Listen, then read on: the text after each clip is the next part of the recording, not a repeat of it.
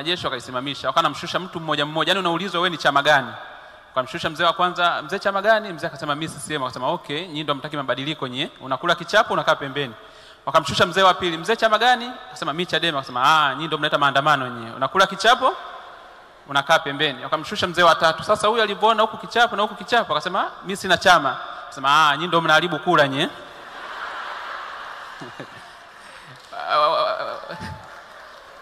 Wanajeshi hawana jipya. Sasa huyu mzee wa nne wakamshusha, wakamwambia mzee chama gani? Akasema mimi naomba mnipige tu jamani. Wale wanajeshi wakasema hatupigi mtu mpaka utaje chama chako. Wakamshusha mzee wa mwisho, wakamwambia mzee chama gani? Mzee akawa amekaa kimya. Mzee chama gani? Mzee kimya. Kuna mwanajeshi yuko pembeni akasema kamanda, huyo mzee ni bubu. Sasa yule kamanda akamuuliza mzee, eti wewe ni bubu? Akasema ndio baba. Kwa akili ya kawaida bubu hawezi kuongea, kwa hiyo mzee alikuwa anaogopa kichapo tu. Mimi ni Mbeya kabisa, na mimi nilikuja Dar kwa sababu nilifeli shule. Na sio kwamba nilifeli nilipenda, hapana, ni shule ambayo nilikuwa nasoma. Hata ungekuwa wewe ungefeli. Kwa sababu shule yetu tulikuwa tunaongea lugha mbili tu, Kiswahili na Kinyakyusa.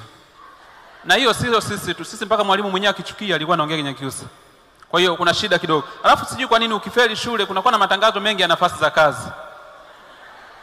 Yaani unaweza kukaa nyumbani peke yako unaangalia Clouds pengine, wanapiga mziki tu, lakini wakija wazazi wako hapo sebleni wanaanza kuleta matangazo ya kazi tena. Alafu anakuwa wakorofi anasema sharti au na D2 tu. Sasa wazazi wanakuangalia nasema hii mbwa imeshinda kabisa kupata D2 yani. Hapo wazazi wamekaa pembeni. Na mimi kipindi nimefeli mamangu kidogo alikuwa ananisimanga, kwa sababu utakuta nimekaa ananiambia France nietee kisu. Sasa ukajichanganya ukapeleka labda kijiko. Mama, alafu sijui kwa nini wazazi ukifeli shule anaongea na wewe kwa ustaarabu kabisa. Unajua hii mbwa haina akili, itabidi sisi ndio tutumie akili sasa.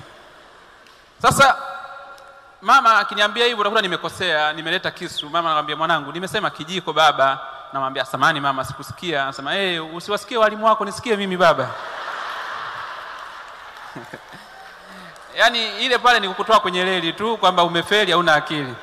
Sasa sometimes ndo nakaa makini kwamba safari hii akiniita tu hapa nakuwa makini. Anakuambia France niete sahani, unaita kabisa sahani. Sasa hapo unajiongeza, unashika na mwiko kabisa kwamba labda amesema mwiko